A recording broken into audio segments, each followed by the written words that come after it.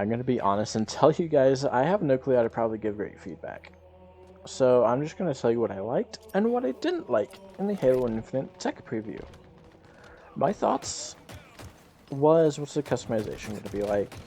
As most of you should know by now, is that unlocking content will be through the Battle Pass. In Halo Infinite, we were given a limited amount of content to unlock for the armor, and this was done through the Season Battle Pass. We were given a certain amount of credits to buy exclusive content with, as well as the Battle Pass. We were only able to level up through it using XP, which I realized that only gaining XP was by completing challenges and not finishing the games. I don't know if this feature is only for the preview or if it's here to stay. I understand that things will change before launch, and I hope they decide to allow us to gain XP by completing matches, as I found it extremely annoying and it kind of drew me away from playing it once I finished the challenges. As for customization, there was a lot you could do, from changing the individual armor pieces up to the prosthetics for the arms and legs, and even what the color of your Spartan AI looks like. Vehicles and weapons could have skins applied to them, just like the Master Chief Collection. Though we were not able to use the vehicles in the preview, it was still cool to kind of see what we could do. The menu was incredible. Your character stood in front of the screen as you waited to deploy. And if that wasn't cool enough, when bringing friends in, their Spartans would stand next to yours. This was an awesome feature that I hope stays in the game. I enjoyed seeing my Spartan in 3D, in the 3D. Okay. I enjoyed seeing my Spartan in third person, and just seeing the armor that I had equipped. That was really awesome. I would enjoy different locations and idle animations when the official game comes out. I think that would be really awesome to see. The vehicle customization menu was phenomenal. Your vehicle rose from a platform underneath, and it had its own animations whenever you would turn the kind of vehicle turntable thingy. Like for example on the Scorpion, whenever you would turn the table for the Scorpion, the kind of like tread guards on the Scorpion would kind of like flip up and down whenever you would move them, which was really, really cool. And then there was the weapon bench. It had an awesome menu as well, where your Spartan would kind of look over the table. These kind of features in the game really kind of immerses me into the game even more, because I feel like I'm actually in the game. Like my character is actually in the game and not just a character I play, which was a really cool addition that they added.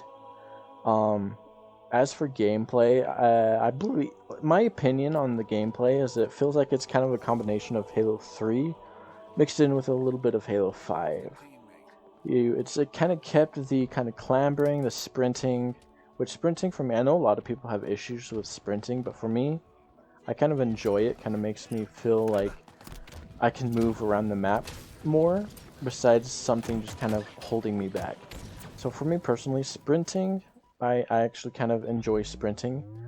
Now, I really hope, because in Halo Infinite, they're bringing something new called bots, where basically, if a player leaves, they will be replaced with a bot. I'm pretty sure you can also, like, I'm 100% sure you can also, like, add bots into, like, custom games if you were to set up a custom game. It would be kind of cool to kind of, like, for us forgers out there to kind of forge a map, and instead of trying to bring a whole bunch of people in to test the map, we can just use bots. And the bots will kind of run around the map, and we can kind of get a general idea of where movement flow works, and like what works and just what doesn't work in our Forge maps. Now, for bots, there are like 4 different type of bots, like difficulty-wise. You have the recruits. I am not quite sure how the recruits really function. We didn't really get the chance to kind of see them in the tech preview. All we really got to see was the ODSTs and the Marines and Spartans. Now, I'm recording this the day before we get to play the Spartans, so tomorrow I get to see what the Spartans feel like. But as for the Marines and ODSTs, Marines were easy to kill. Like, I'm just gonna say this. They were simple to kill. It's I guess my skill level, I guess. But it made the The recruits really easy. ODSTs were a little bit more challenging. They were still somewhat easy to kill. Kind of made me feel happy when I was able to just kill them easily, because it made me actually feel like, hey, I'm a Spartan. I can definitely take out an ODST. It's not going to be that difficult. But yeah, that's pretty much how I felt when I was going up against the ODST bots. Spartans, I don't really know, since I haven't really had the chance to play with them yet. As I said, I get to do that tomorrow. I'll probably make another video specifically on bots and kind of explain how I feel about the Spartan bots once I get the chance to play them. But for now, this is all you get.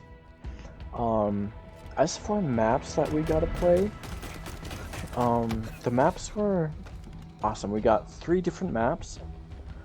We got Live Fire, which is an academy dedicated to Sergeant Johnson, which is really cool. We also had Recharge, which in my opinion, Recharge just kind of feels like another Fathom from Halo 5. The lighting, the color scheme, everything just kind of feels like it's Fathom, like it should be a part of Fathom. In my opinion, I believe they should add more kind of outdoor areas to Fathom, kind of give it a more, like, kind of give it more areas to explore. I know that's not the right wordology to say. Just they should add more areas to that map. That way it doesn't just make you feel like you're in an enclosed box all the time. That was my opinion on Fathom 2.0, I guess, for Recharge. Now, the last map we were able to play was Bazaar. Now, Bazaar is actually really cool. Bazaar kind of takes place in Old Mombasa, where basically the new Mombasa was kind of wiped out by the Covenant when they glassed it, when they tried to gain access to the portal in Halo 3. They glassed New Mombasa in Halo 3 ODST. And Bazaar takes place after that, where I guess the UNSC or whoever it is decided they wanted to try to rebuild ancient parts of the city to make it feel like it was never destroyed, which is a really cool addition. Like, if you kind of look around in the landscape, you can see they're actually kind of building the stuff around it to make it look how it used to be, which is a really cool addition, and probably Bazaar's most likely going to be my favorite map in Halo Infinite, mainly because I enjoyed Halo 3 ODST so much, and the feeling of being in New Mombasa. The last thing we got to do was the Academy, the sniper range. The sniper range was a lot of fun. Basically, in the sniper range, you get to go up against bots. These bots don't shoot you, they just kind of move around. There are 3 different phases for each weapon you choose. The first set of bots, which is the easiest, they don't move, they just stand there, look at you, waiting for you to kill them. That's the first set. The second set, they just kind of move around. They can, I guess, somewhat be a little bit more difficult to hit if you're not that good with weapons. But the third ones are quite interesting. They'll kind of strafe around and kind of sidestep your shots, and others will kind of crouch.